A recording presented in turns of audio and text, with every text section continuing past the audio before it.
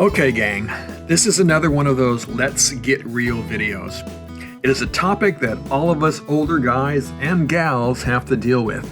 That is frequent urination. You stop for a cup of coffee on a cold fall day, and 20 minutes later you are running into the closest gas station, squeezing your legs together and doing Kegel exercises. Yes, the struggle is real. You young guys might find this funny, but I assure you that once you are over 50, you will start measuring your rides not in miles, but in P-stops. And to add insult to injury in today's post-COVID world, it is becoming more commonplace to find restrooms out of order. Well, to any gas station or convenience store owner, let me tell you that as an older guy with a powerful urge, this just gives me permission to pee on the back of your building. Because once I get off the bike and stand up, it is going to happen one way or the other. Of course, we men have to deal with enlarged prostates, but women also struggle with frequent urination. As we get older, connective tissue hardens, bladders get less flexible, and we produce less of the hormone that inhibits the need to relieve ourselves. I mean, shit just stops working like it used to. So, what can we do about it?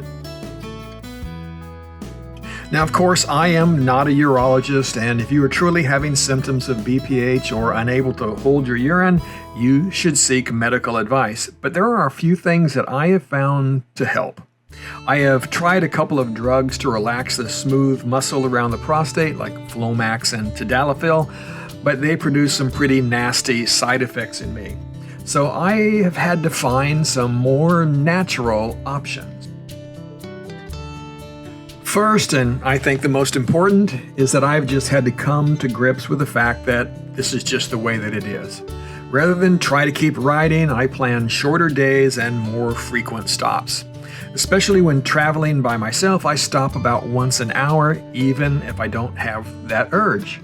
This allows me to get off the bike, take a little walk, and of course, visit the little boy's room. I keep my bladder as empty as I can, not letting it get to that about to explode stage.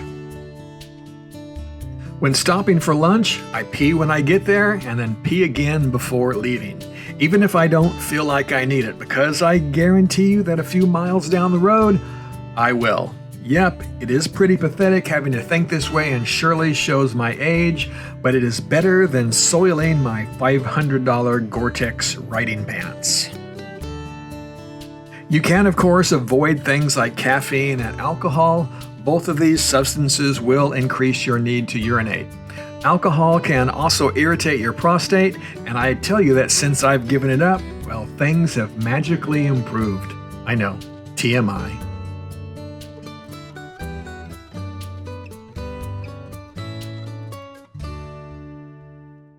Diet in general can help to alleviate some of the symptoms associated with prostate hypertrophy and even some cancers. Diets high in simple sugars are not good, but eating fruits, vegetables, nuts, and fish oils can all be beneficial. Along with giving up alcohol, I have also given up processed sugar and wheat. Both of these changes have greatly reduced my need to go.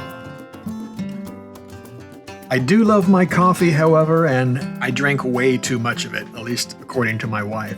Especially on a cold day of riding, stopping for a warm cup of that dark, bitter brew is a religious experience.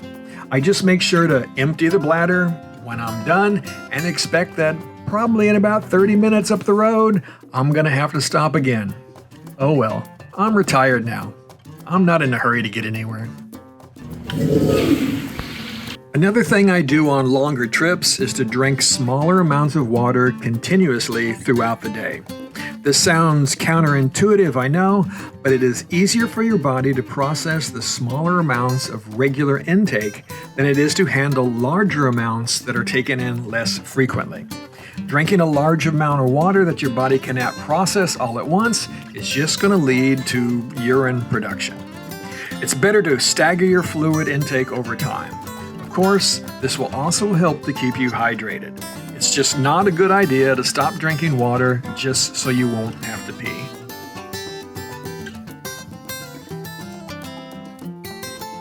While I am not above peeing around the back of a building or on the side of the road, I would prefer to find locations less likely to get me arrested for indecent exposure. McDonald's are great places to stop. They generally have clean restrooms and the coffee is decent. If you have a BMW, well, Starbucks is always an option.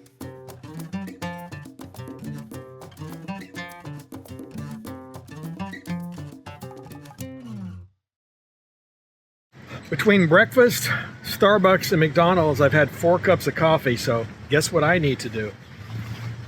There have been a few instances while I was sticking to the back roads that I have just not been able to find a suitable place to pull over. One of these times happened on my way to Ohio. I kept looking for a convenience store or fast food location, but mile after mile there was nothing. Don't get me wrong, it was great riding, just not great for answering Mother Nature's call. I finally spotted some concrete barriers that looked tall enough that I could hide behind, and I figured I was out here in the middle of nowhere, so no one was going to come by anyway. Well, you guessed it, just as I whipped it out, a car comes around the corner, and at least those ladies grinned as they went by. Another time that can be difficult is traveling down the interstates in places like the Dakotas, Kansas, or Nebraska. Sometimes it's 50 or 60 miles between exits or rest stops. More than once I have jumped off the bike and walked very quickly into the roadside rest area, barely making it to the urinal. Thank God for those Kegel exercises I mentioned earlier. But the best pee story happened on our way to Alaska. On a cold and rainy day, we were hungry, and it was getting to the point where my back teeth were floating. So we saw this sign that said there was a restaurant at a campground just up the road, and we pulled in. Peter ended up dropping his bike on the gravel road as we made the turn, which I felt bad for him, but it made my wait to pee even longer. Soaking wet, we went inside what looked like the campground headquarters, only to find out that the restaurant was only open to campers. Apparently, the lady behind the counter did not want our money, and she didn't look so happy that we were dripping water on her floor. So we headed back to our bikes, but still, I needed to pee, and I saw a sign for an outdoor restroom. So I made my way over, and I went inside and started doing my thing. When just about that time, the lady behind the counter, well, she came barging in, telling me that I needed to get out of her restroom. Not completely understanding, I said, "Hold on, let me finish and I'll be out of your way." Well, she did not like that, and she basically forced me out before I had a chance to clean up after myself, which I always do. Turns out there was a sign on the door that said, like the restaurant, the restroom was only for campers. I mean, really? I had to pee so badly, I didn't stop to read any stupid signs. Come on, lady, it was cold, raining, and there were no campers standing around to use your highly prized fancy outhouse. Give an old guy a break. Now seriously, I'm sorry I got the lady all upset, but there was no way I was passing up the chance to pee. In fact, I think I need to go now. Ride safe, my friends.